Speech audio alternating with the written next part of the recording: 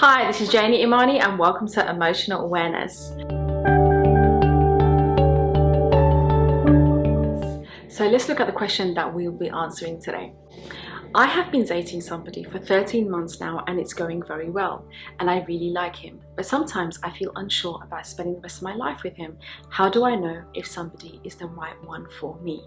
So how do I know if somebody is the right one or the right person or the soulmate is a question that comes up all the time. So it really depends on what you mean by the one, because often when people say the one, what they mean is like the one that will make me want to delete all my dating apps, or the one that will make me want to never be curious about somebody else or never wonder what it's like to be with another person. And so if that's what you mean by the one, then nobody's really going to feel like the one. I do believe we put too much emphasis on the idea of the one, and our expectations of what that means is quite unrealistic, because you could love someone deeply and be curious about other people, because you could have chosen somebody else, right? You could have chosen somebody else and maybe your life would have looked a little bit different and you would have been a little bit different.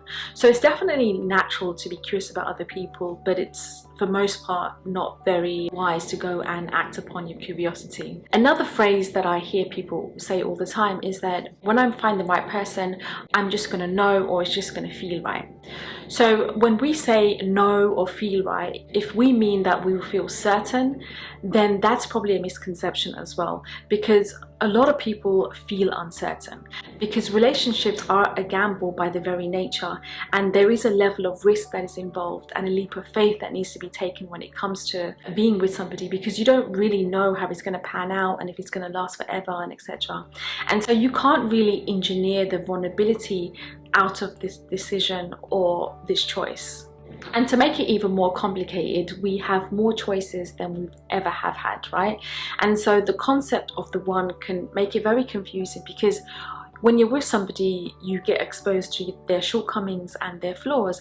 And so when you come across that, if you start wondering, oh, maybe if he was the one or she was the one, then I wouldn't feel that way, or she wouldn't have that flaw, or if he was the one, then maybe it would be less complicated, then that lack of commitment can be quite damaging to the relationship. So sort of being with somebody and wondering if there is somebody else that is better suited to you is what Esther Perel calls a form of silent betrayal.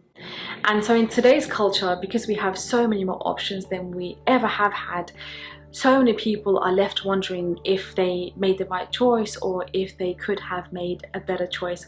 And that in itself is very exhausting. So definitely ask yourself, what do you believe relationships or marriages are about? What is the purpose of them? What is it that you hope to gain from being in a relationship, you and your partner? Because before, marriages used to be about stability and security and lineage, and now we marry solely for love. And the concept of marrying for love is only about 150 years old, and I would think even less than that for some communities. But in today's culture, I would believe that a successful marriage would be more of a combination of the two. So obviously I'm not trying to say that anybody can marry anybody, I definitely don't want to get the wrong idea.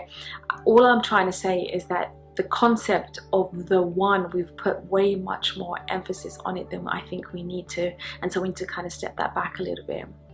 So maybe there is no such thing as the one, but the point is that once you have chosen someone, it's really important to treat them like they are the one.